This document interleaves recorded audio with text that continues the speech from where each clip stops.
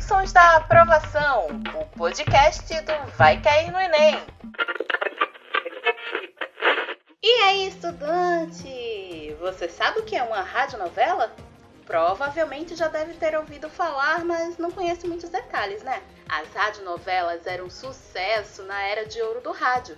A primeira produção brasileira chamava-se Em Busca da Felicidade e foi transmitida de 1941 a 1943 na Rádio Nacional do Rio de Janeiro.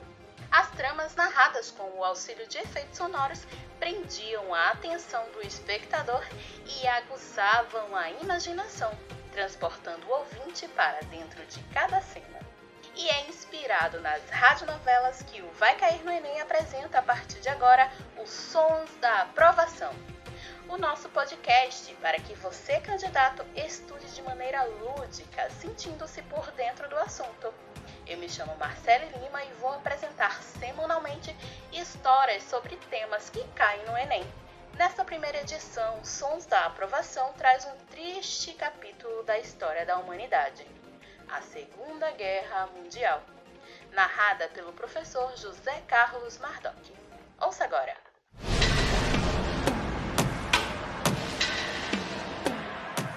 Fala, galera! Que tal falarmos sobre o maior confronto armado da história, onde milhões de pessoas morreram na guerra mais devastadora presenciada pela humanidade, e muitos outros, por pouco, conseguiram escapar. Então, vamos entender a Segunda Grande Guerra Mundial.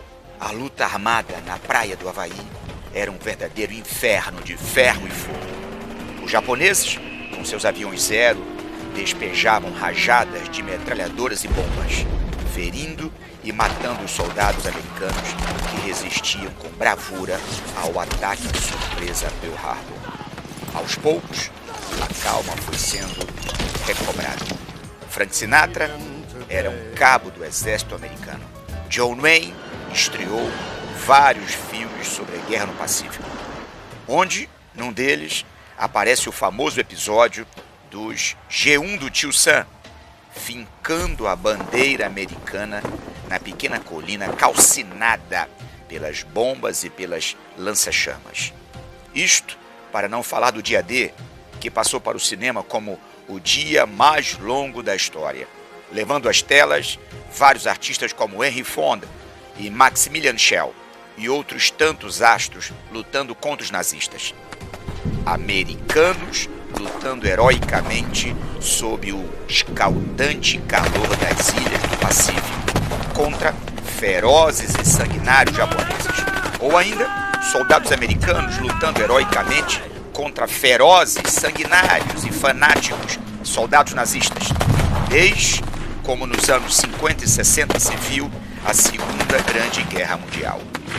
Nos Estados Unidos, a maioria das pessoas acreditava e acredita que a Segunda Guerra Mundial foi travada entre os soldados americanos defensores da democracia e os nazistas da Alemanha de Hitler, ou os japoneses fanatizados do imperador Hirohito. O que é bom para os Estados Unidos é bom para o Brasil. Também, os brasileiros viram a Segunda Guerra Mundial como um embate entre japoneses e ou alemães. E americanos, acrescidos pela ênfase dos ferozes combates que os pracinhas brasileiros levaram a cabo em Monte Castelo contra os alemães. Não é o que parece. A Segunda Guerra Mundial foi, em sua maior parte, travada entre a Alemanha nazista e a União Soviética. A esmagadora maioria das divisões dos exércitos nazistas permaneceu em território soviético, na chamada Frente Oriental, tentando apagar o país dos comunistas do mapa. Os 20 milhões de cidadãos soviéticos mortos podem atestar a violência e a importância da participação da União Soviética no conflito mundial. A Segunda Grande Guerra, enfim, não se resumiu nas batalhas travadas entre americanos e japoneses, imortalizados no cinema e na televisão. Um primeiro passo para entender melhor o conflito que ensanguentou o mundo é analisar a situação da crise que marcou os anos 20 e 30. Há quem diga que a Segunda Guerra Mundial não passou de uma continuação da Primeira. E esta, por sua vez, não foi nada mais do que um prolongamento da Guerra Franco-Prussiana irrompida em 1870. É claro que existem pontos semelhantes entre o primeiro e o segundo conflitos, ambos com origens nas violentas disputas das potências imperialistas europeias. Mas, sem dúvida, a partir da entrada da União Soviética na Segunda Guerra Mundial, esta começa a diferenciar-se qualitativa e quantitativamente da primeira.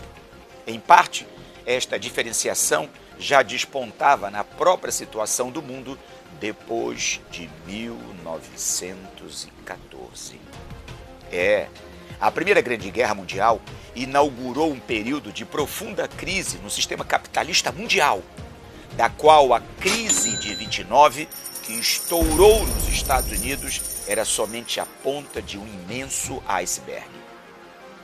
Apesar da euforia dos anos 20, nos Estados Unidos, sabe-se que o crescimento acabou redundando na crise. Mesmo depois, todas as medidas tomadas pelo New Deal de Roosevelt não foram suficientes para recuperar a economia como nos períodos imediatamente pós-guerra. Em 1937, a crise estava no ar novamente, com milhões de desempregados. E não só nos Estados Unidos, pois todos os países capitalistas sofriam-na, de uma forma ou de outra. Qualquer tabela da década de 20 ou 30 demonstra que a economia mundial tendia a uma profunda queda de crescimento. O ferro bruto, por exemplo, que em 1929 atingiu a casa dos 98,5 milhões de toneladas, despencou em 1932 para 50,4 milhões de toneladas. O petróleo, no mesmo período, caiu de 206,3 milhões de toneladas para 180,5 milhões. Este quadro, muito breve da situação econômica mundial, dá bem uma ideia da crise em que o mundo capitalista estava mergulhado. Mas foi também neste quadro de crises que se deu a ascensão do fascismo na Itália e do nazismo na Alemanha, incentivando um clima de rearmamento que já se achava latente nos países imperialistas europeus. Se a corrida armamentista e o crescente clima de guerra foi uma espécie de injeção de adrenalina no capitalismo mundial, o deflagrar da Segunda Guerra Mundial foi o orgasmo dos grandes consórcios capitalistas. Logo, meus queridos, fica aqui o abraço do seu professor Mardoc de Humanidade, desejando todo o sucesso para você. Valeu! Essa foi apenas a primeira de muitas histórias que você vai ouvir aqui no Sons da Aprovação. Semana que vem tem mais. Até lá! Sons da Aprovação, o podcast do Vai Cair no Enem.